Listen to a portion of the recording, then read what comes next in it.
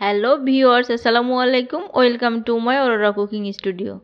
আজ আপনাদের সামনে হাজির হয়েছি দারুণ মজাদার ক্রিসপি পেঁয়াজুর রেসিপি নিয়ে।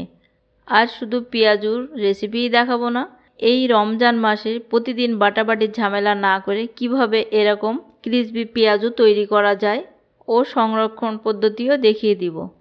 আশা করি আমার এই রেসিপিটা আপনাদের কাজে দিবে। তো চলুন দেখে নেওয়া যাক।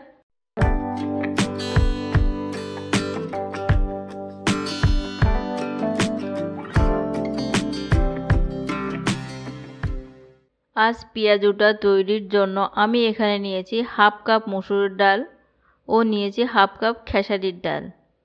আমি দুটোকেই খুব ভালোভাবে ধুইয়ে পানি ঝরিয়ে রেখেছিলাম 1 ঘন্টার মতো। এতে ডালগুলো অনেকটাই নরম হয়ে গিয়েছে। ডালের পরিমাণটা আপনারা আপনাদের পছন্দ মতোই দিবেন। কেউ চাইলে খেসারিটাও কম দিতে পারেন, মসুরিটা বেশি দিতে পারেন, আবার কেউ চাইলে মসুরিটা কম দিয়ে খেসারিটা বেশি দিতে পারেন। যার যেটা পছন্দ সে অনুযায়ী করে নিতে পারেন। এখন আমি ডাল দুটোকে ব্লেন্ডারে হাফ ভাঙার থেকেও একটু বেশি ব্লেন্ড করে নিব। এই যে ডালগুলোকে আমি এরকম করে নিয়েছি, দেখুন কিছুটা আস্ত আস্ত আছে, বাকিটা ব্লেন্ড হয়ে গিয়েছে। এভাবে পেঁয়াজুটা তৈরি করলে খেতে বেশি মজাদার হয়ে থাকে এবং ক্রিসপিও হয়ে থাকে। এখন এটাকে সংরক্ষণের পদ্ধতি আপনাদেরকে দেখিয়ে দিচ্ছি। এরকম একটা এয়ার টাইট বক্স নিয়ে ডাল বাটাগুলো দিয়ে তারপর বক্সের মুখটাকে ভালোভাবে আটকে দিব। এখন এটাকে পুরো রমজান মাসের জন্যই আপনারা সংরক্ষণ করতে পারবেন ডিপ ফ্রিজে রেখে। সেই ক্ষেত্রে আপনাদের একটু বেশি পরিমাণে ডাল এভাবে ব্লেন্ড করে নিতে হবে। আরও ভালো হয় যদি আপনারা ছোট ছোট বক্সে করে অথবা পলি ব্যাগে করে প্রতিদিন কতটুকু লাগবে সেই অনুযায়ী ভাগ ভাগ করে রেখে নিতে পারেন। পেঁয়াজুটা তৈরির ঘন্টাখানেক আগে ফ্রিজ থেকে বের করে বাকি মশলা দিয়ে পেঁয়াজুগুলো তৈরি করে নিতে পারেন। আর এটা নরমালে 3-4 দিন এভাবেই ভালো থাকবে। আমি যেহেতু আজকে এগুলো ফ্রিজে রাখবো না, এখন এটা দিয়ে পেঁয়াজু তৈরি করে নিব। তাই এখানে নিয়ে নিচ্ছি যতটুকু ডাল তার অর্ধেক পরিমাণ পেঁয়াজ কুচি। এই পেঁয়াজুতে পেঁয়াজ কুচিটা কমই লাগে।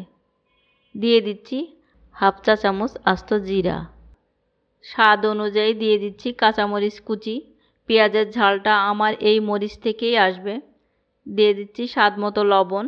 এখন সবগুলোকে হাত দিয়ে খুব ভালোভাবে একটু মেখে নিব, যেন মরিচের ঝালটা এখন এই পেঁয়াজের সাথে ভালোভাবে মেখে যায়। এরপর দিয়ে দিব ব্লেন্ড করে রাখা ডালগুলোকে। দিয়ে দিব 1 চা চামচ পরিমাণ আদা রসুন বাটা, হাফ চা চামচ পরিমাণ হলুদ গুঁড়া, কালারটা একটু সুন্দর আসবে। ও দিয়ে দিচ্ছি ধনিয়া পাতা কুচি।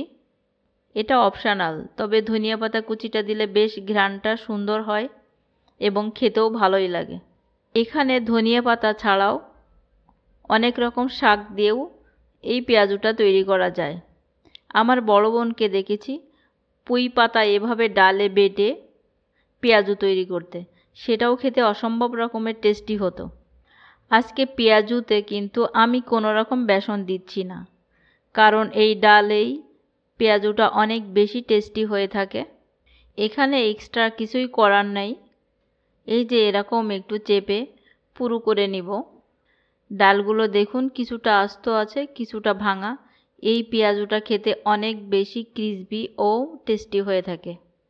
এখন পেঁয়াজুগুলো ভাজার জন্য চুলায় কড়াইতে আমি দিয়ে দিব বেশ কিছু পরিমাণ তেল, কারণ পেঁয়াজুগুলোকে ডুবো তেলেই ভাজতে হবে, তাই তেলের পরিমাণটা একটু বেশিই লাগবে।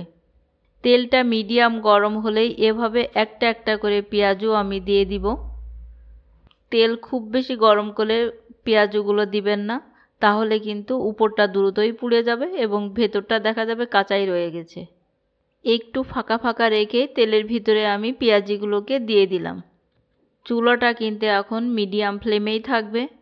পেঁয়াজুর এক সাইড ভাজা হয়ে গেলে এভাবে উল্টিয়ে দিব। এভাবে পেঁয়াজুগুলোকে আমি এপিট ওপিট করে 2 পিঠই ভেজে নিব।